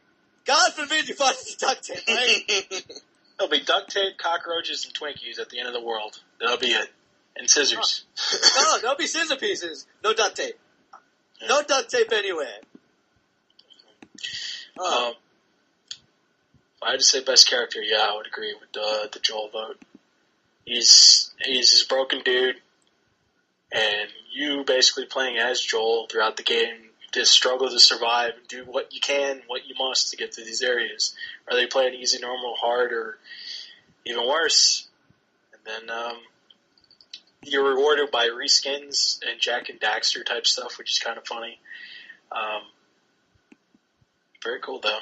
And it's worth playing over and over and over again. I don't want to play that Pearl Hack over and over and over again because it makes me sad every time. Also, then just watch it. It's true. If you could skip it, okay. Otherwise, no. that brings us to Swarley. How do you want to do this? Do we want to start with the VSN's Game of the Year vote, or do we want to start with Best Game Through Us? Are we done? We're not quite done yet. Oh, we have the last one, though? Let's announce VSN's. All right, VSN's official vote. Now, is the thread closed? It is. Okay. The official Game of the Year voting, according to virtualsportsnetwork.com. Sign up for the forums today. Are you serious? We're looking at this right now as far as the votes are concerned and tallied. Tied for fourth place was The Legend of Zelda: A Link Between Worlds and Temple Run 2. I guess that would be a joke. Third place, BioShock Infinite. Oh, God. Sights down. Glad I haven't said it. And up here. And it was actually tied for first place, 14 votes apiece between Grand Theft Auto 5 and Break that tie. Break it down. Break it down. Break the tie I told you guys I had a statement, though. I'm not going to vote. I can't vote. Break now. the tie. Okay, Temple Run 2 gets another vote. Fuck it. No,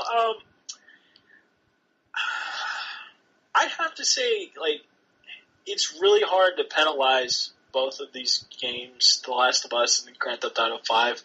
Both had superb stories. I felt that The Last of Us had a better, more concise story.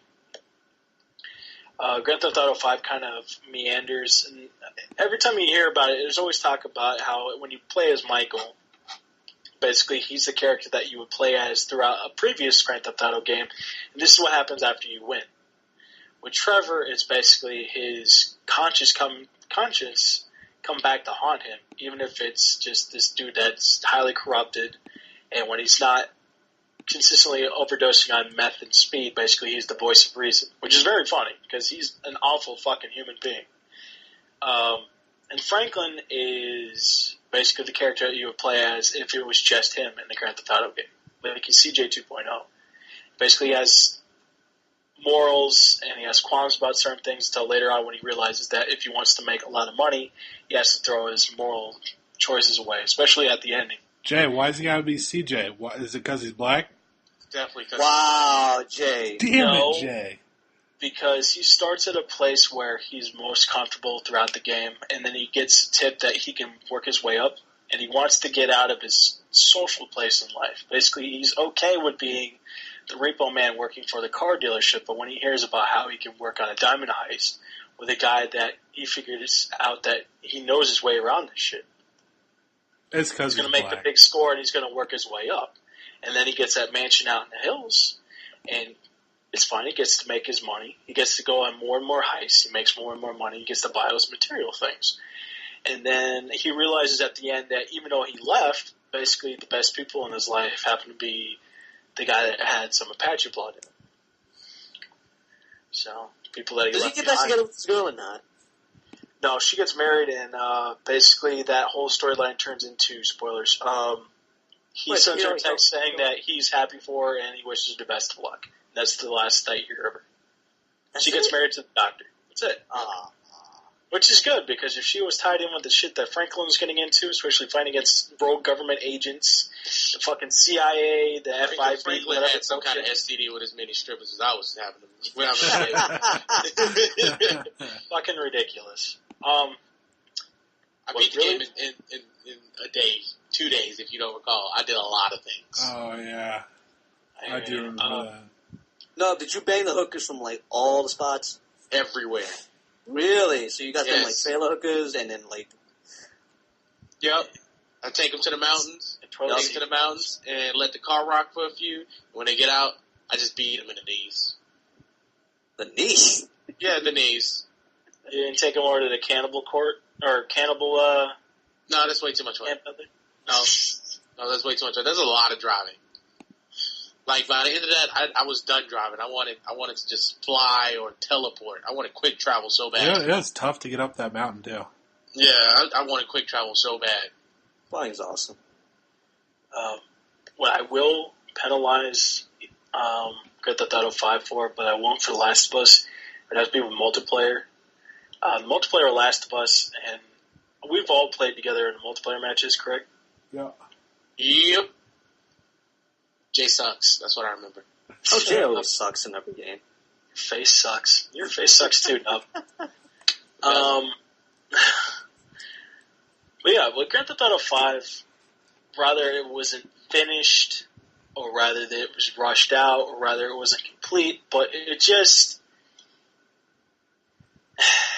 I can't fault Rockstar for not thinking ahead, knowing that this game was going to be one of the top sellers for this for the current gen and not next gen. And now they didn't think that perhaps everybody and their grandmother jumping onto their servers would like completely destroy what they had going. And they're trying to get everybody fit on the servers. They can't get all the DLC together. They have to pay everybody $500,000 just to placate them, and then by that time everybody's left to play other things because they finish out the single player and they're done pretty much. There's nothing else to do on multiplayer. I mean, right now they've managed to fix most of the bugs. Everybody can get on the servers just fine, and they have a lot of DLC like the beach film stuff. I think they just put in capture the flag. You can make your own deathmatch stuff, make your own races, things like that. And yet people have moved on. They're done. They're ready to play other games.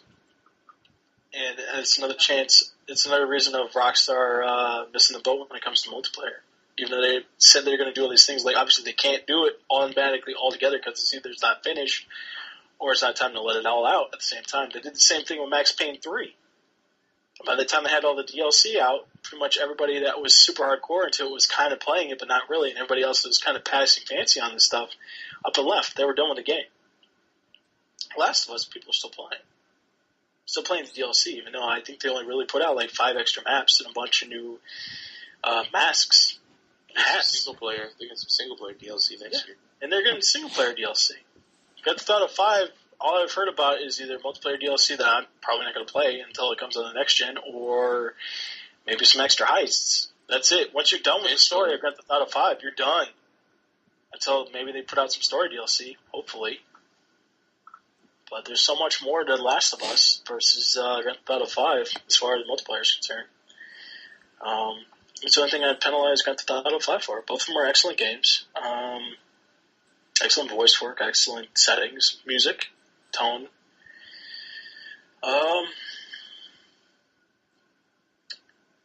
If I had to be forced to vote, gun to my head, I think I would derive more enjoyment out of coming back to playing Grand Theft Auto 5 more than The Last of Us. I would feel right now. Because basically once you're done with the story of The Last of Us, you're just replaying it over and over again on more difficult settings.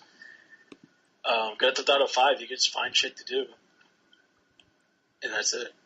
Or you can just go flying one day, or go riding on a train, or go motorcycle riding, or go online and play with your buddies and do all these other things. Whatever you want, you can do on Grand Theft Auto 5. And when it comes to next gen, we'll be able to stream that shit. It'd be awesome. Or you can do it now with the Elgato. The Last of Us, once you're done playing it, I mean, once you get through that exhaustive experience, do you really want to jump right back on board and do it all over again? Yep. Knowing what happens? Or having those same feelings happen again? You'd be depressed all the fucking time. Grand Theft Auto 5, I can go on and fucking jet ski. I and want have those fun. skills again. Go on a jet ski.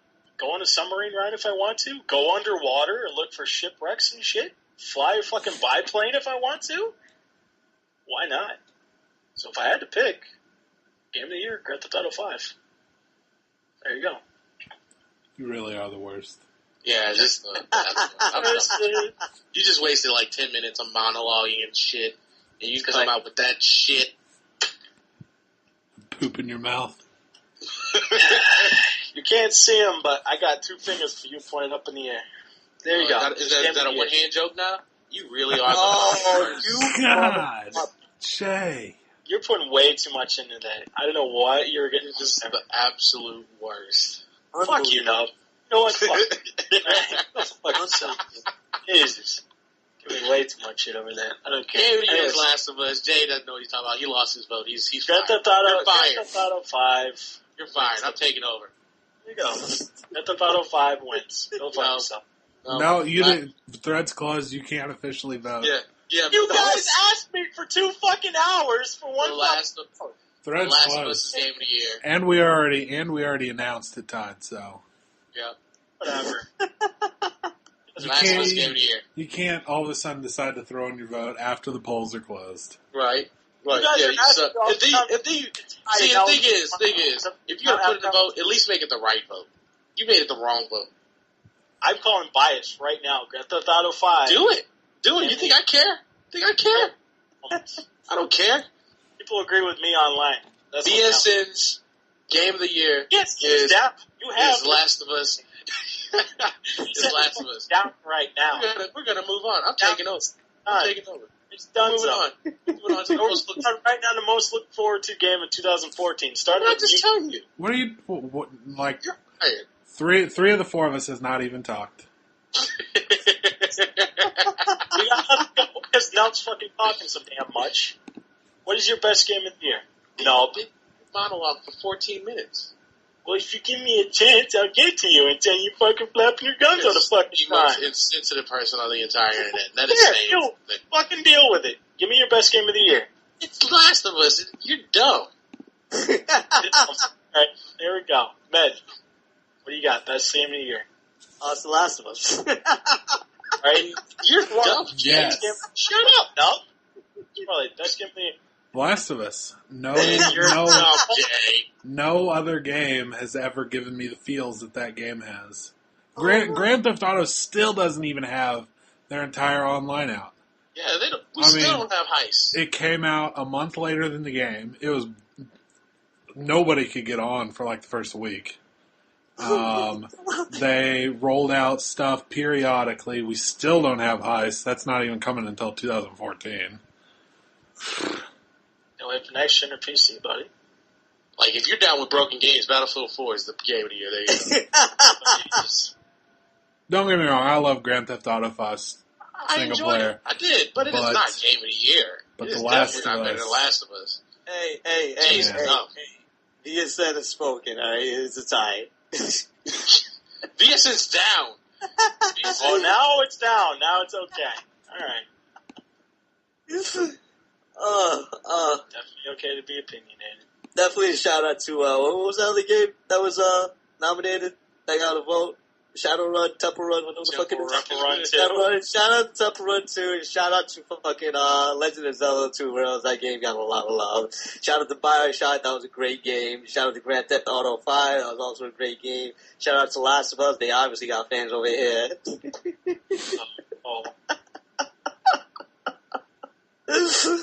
I'm very excited to play the Last of Us single player DLC. That is going to end poorly, and you know it is. Not as far as the way it's going to be made and sold. That's going to be great. Just, I got bad vibes, man. I'm not scared. That shit's going to end with a lot of people crying. We don't need Hollywood. We don't need Hollywood cupcake endings for all our games. All right. I can deal with it. With ships. I mean, The Last of Us, the main game, doesn't give you all happy rainbows and unicorns ending. But you know what? It's still a fucking great ending. And you turn into Mechagodzilla, it's pretty awesome. So you get to pilot that shit, fight the giant crab monster. Great.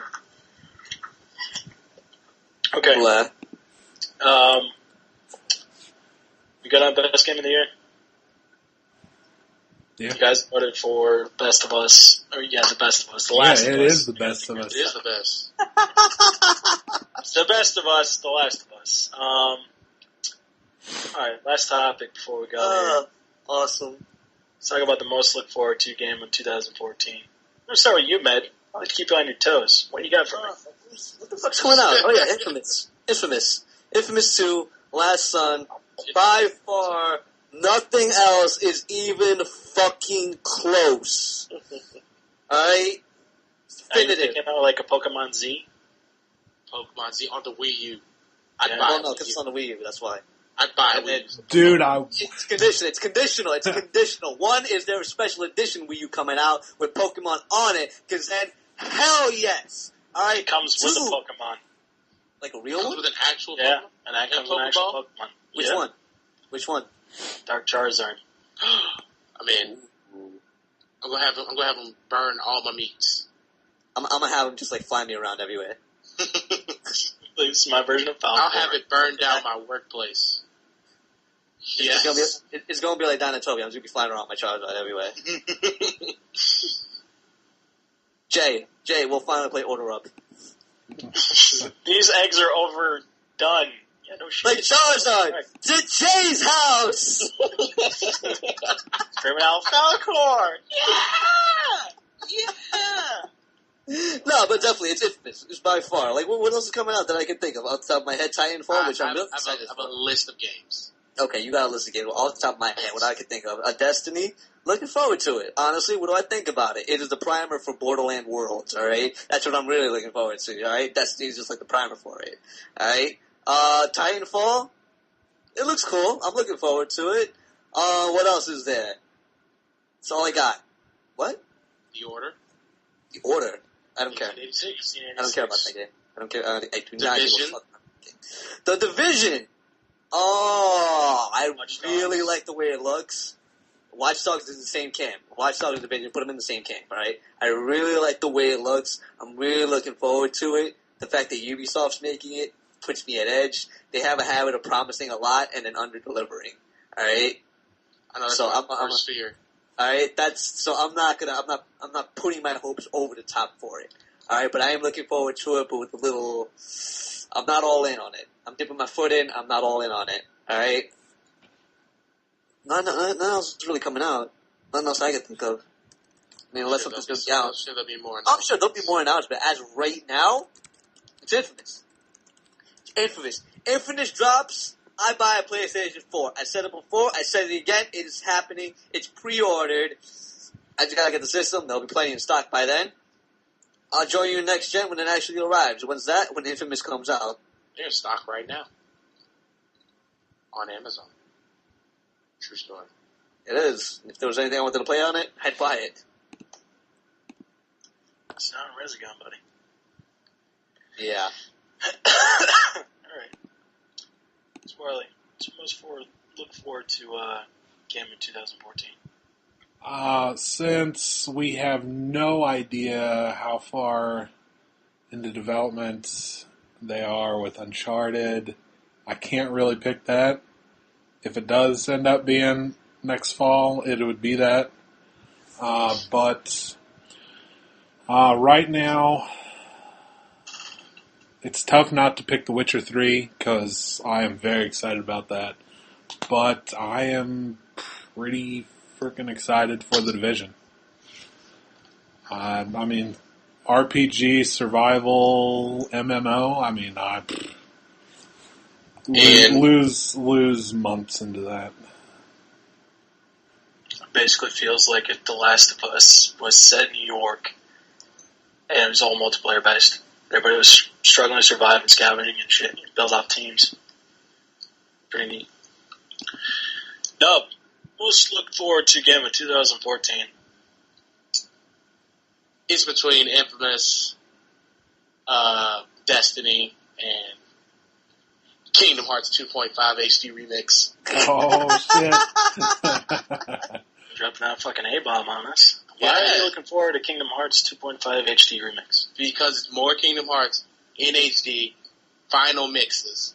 There's shit that I have not played. I've seen it all from YouTube videos. I've not played it. So when you get your hand on it, you're going to be very happy to play it? We'll get more to my hand on it. Oh, Jesus. You can use your PlayStation 4 controller. Hopefully Gaikai's up and running. Should be. Yeah, if Gaikai's up by the end of 2014, holy shit, game is over. Gaikai should be up. Like I said, it's supposed to be in beta in Q1. From last I heard. I'd be very happy to get on that list. I want that shit, good, up, and ready to go by E3. That's what I want. You'll probably get it by fall. Up and running in North America. If you get me a fucking emulated copy of Bully to play my PlayStation 4, I'll be happy. I just want to be able to do a big old marathon of the Uncharted games. Wow. There you go. If they gave us Red Dead Redemption, the way they get into Mexico, and just have all that panoramic view and have it up-res through HD. Fucking A, man. Rockstar would have to make another game. They're like, you know what, fuck it. We're just going to go back to Red Dead real quick. Look how fucking awesome this shit looks. It's great. Yeah, the difference between Destiny, Infamous, and I'm not going to say Kingdom Hearts again. Kingdom Hearts 2.5 Remix HD Edition. That's just a guaranteed buy. It doesn't even matter. It doesn't matter. The game can be broken as all shit. I just want it. They could absolutely just fuck up the whole thing and make it unplayable. And just have it just be movies, all the cutscenes from all the games, and I played nothing, and I'd be happy. Just clip shows that you can see on YouTube, just all on disc, playing one after the other. Exactly. I'd go to bed with it on every night. I fall asleep to Mickey Mouse. It's ridiculous. Mickey Mouse is such a supporting character in that game. Like, you don't even play the game, so you don't know anything. You just say Mickey Mouse. I don't hate Mickey Mouse. I just find how it is such a big deal in the games. He's the king. Okay. But he's a supporting character. He never even shows up until the very end of the first game. And he says two sentences. He says two sentences, and then he disappears. Does he laugh and say hi, Minnie, and hello, Goofy, and then he leaves? No. Okay. He says, help me close the door to the darkness. I got the other Keyblade. That sounds so stupid. Lord ever. You don't understand. You don't get it. I guess. You don't get it. Just don't get it. It's over your head. You're not smart enough.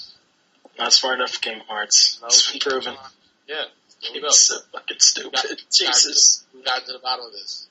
It's not smart enough. It's too complex for you. Alright, those who dig the series. It's very Jap. It's very Jap and convoluted. So racist. If you can't, what? Name a Jap game that isn't convoluted. You say Japanese game. You say Jap. How many syllables is Japanese? What's wrong with saying Jap? It's racist. It's It's terrible. Look, it's like one syllable. It's one syllable versus three syllables. Jay, look, you more than anyone. It feels very. There's a lot of racist things you could say about Japs, and saying Jap is not one. I mean, it's like saying Jew. It's the same thing. There's no venom associated with that. You know, you just abbreviate, you're shortening.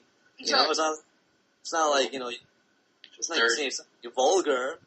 That's different between black and Negro. Exactly. It's like calling you Jay instead of Jeremy. Yeah. It's just a shortening, that's all. Come on, Jay. I mean, you're acting like you're a name. You're trying way too hard to turn this around. Exactly. Even though you're still the worst person on this show. Exactly. In the entire internet. I mean, you called someone on this show a monkey, and all of a sudden now you're trying to backtrack. That's what it feels like. I said monkey ass the last time. You know what you only heard monkey. You're saying it again. Again. My God. Terrible. Jay, this is a family show. Don't be talking that way. VSN Arcade Radio is for kids. Cussed on this thing? VSN Arcade Radio is for the amount kids. of things that times we cussed before we started recording, it's ridiculous. It's for the fucking kids, Jay. Goddamn. For the fucking kids, we're gonna end this. Hopefully. For the kids. For the kids. Oh, 2014. What do you got, Swarley? I will say that a while ago, one of my most looked forward to games was going to be The Elder Scrolls Online. But then once they announced that on top of paying $60 for the console version of the game, then you'd have to pay $15 a fucking month. I said, hey, fuck you. Eat dicks. I mean, that's fucking $75 at launch. Fuck that.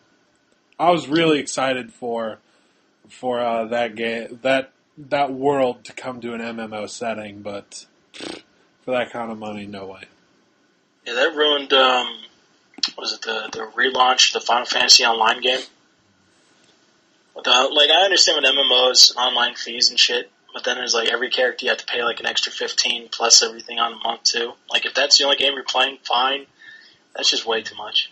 I mean, either charge me the $60 or give me the game, or let me download the game for free or for really cheap, and make me pay a monthly fee. $15 is still a little much, but I mean to do $60 and a $15 a month, that's just crazy. You're thinking that if you're trying to play on PlayStation 4, you have to You literally have to pay for a year full plus buy a $60 game, plus paying $15 on top of that every single time. Like, if you play nothing else. This has always been my problem. That's been my main problem with having to pay to use an online service to play online. That was always my problem with Live, and that's my problem with now the PSN, because you get in these games that require you're pretty much triple paying just to play a game. Triple paying.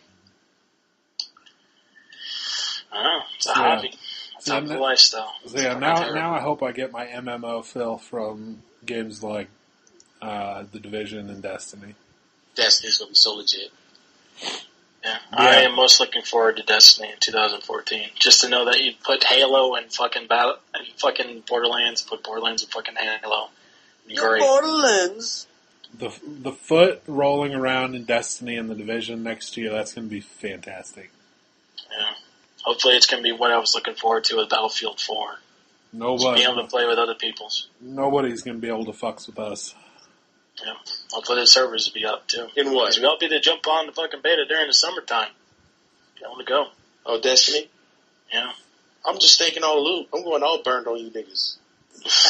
Jesus. Alright, with that, we gotta go, though. This is the show. You're gonna enjoy your 2 hours of this show, listening to this right during the holiday season. So, without further ado... Drink your eggnog. Drink that eggnog. Spike that shit, too, while you're at it. Even if you're underage. It's the holidays. What do we gotta do? For the kids. For the kids. For the kids. Do we have any shout-outs besides for the kids? Shout-outs to VSN for continually to go down at least once a day. For the Hey. VSN is now a military first-person shooter site, so it's acting accordingly. Look, if you're not talking about COD, that shit will shut the fuck down. Just saying. It ain't about ghosts. It ain't about nothing. Really, join the forum today if it's out. Join the forums tomorrow. I can't. Just sign up for the forums after lunchtime. It should be up by then. Morning. Yeah, don't do it in the morning. Sign up during your lunch break today. That's the new official slogan for PSN. Fix this shit. God. Okay, I think that's it. Hey! Shout out to Atlas for swindling whoever knew was our friends. I mean, whatever you got for it, like seriously, kudos. Like I fuck with that shit. Like that's some real, true Jew shit right there. Right? That's a hustle right there. I don't know what the hell's going on. Like everything that was before they started trying to put a front page on the fucking thing. The minute they started like tinkering around with the code. It's like playing with a really rickety Jenga block tower, and they just keep on tapping at the wrong fucking block, and it just keeps on falling down over and over and over again, and nobody's figured out how to fucking fix that shit. I don't think they ever will. So I hope everybody that's running leagues, Swarley Racing League with Apex, I hope you saved everything on there too, because it didn't decide to need to purge. Like everything on BSN, everything's been fucking gone. Not the purge, we just hit 2 million. I know. Swarless, got any shout-outs? Shout-outs to Foot and Strike, even though both are kind of not really doing anything right now. I blame lack of squad mode. We're on hiatus and other things. Lack of pre-game squads in Battlefield is the reason. Yeah. To the Apex Racing Series, we've got Forza Motorsport 5 going right now. Gran Turismo 6 League is forming.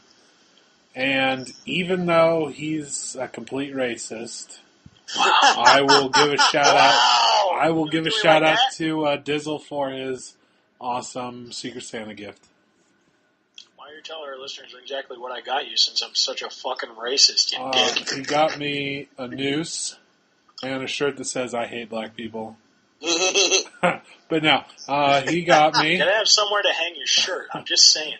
He got me Alpha Protocol on PS3, Killzone Collection on PS3, and a lovely AC4 T-shirt. Yeah.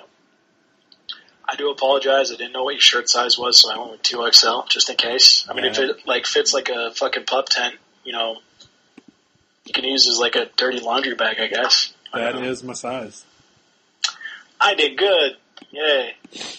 Could have gotten you a medium. You can wear it as like an armband or some shit. Yeah, I'm too tall for anything else. I hear you. Well, I'm glad that you enjoy your gifts. Happy holidays. Yeah, shout-outs, like you said before, Strike Team, Foot Clan. You know who you are. Some of us are actually in this podcast. Or out in the wind somewhere. I apologize for not keeping up on shit with that. On GTA 5. On fucking Battlefield. Hopefully be able to get something working after the holidays. I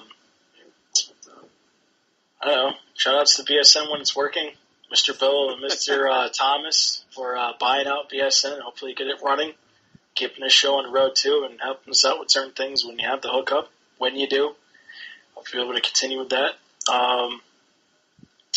Shout-outs to Future Secret Santas out there. You know who you are, and thank you preemptively for your presence, even though I've been hearing some bad things about them. I hopefully think it's not going to be like a Take Cat box. It's coming the 23rd or the 24th, so I'm looking forward to it. It's actually going to be... Jay, you didn't get yours yet? A bag of poop set on fire. It's going to be awesome. All I know about it is that it's coming from Argath and from fucking Leftwich. Oh, yeah, it's definitely going to be a bag of poop set on fire. Absolutely. A dead body in a bag on my front doorstep or some shit. I don't know. What else? Shout outs to listeners out there. Thanks for keeping us in your thoughts and on your iPods. For what's been how many years now?